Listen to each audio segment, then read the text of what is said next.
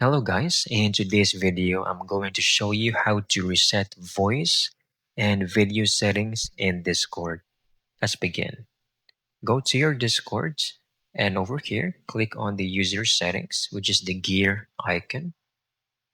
Scroll down and then go to voice and video. You will have various options in here. I want you to select the fourth and last tab, which is debugging. Over here on the last section, which is highlighted in red text, reset voice and video settings.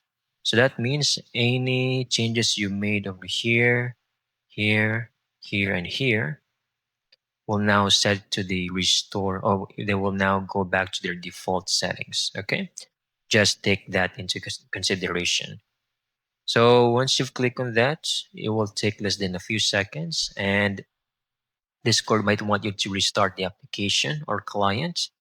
When you go back, everything in your settings for your voice and video has now been set to default. And that's it. You're done. I hope you found this video very helpful.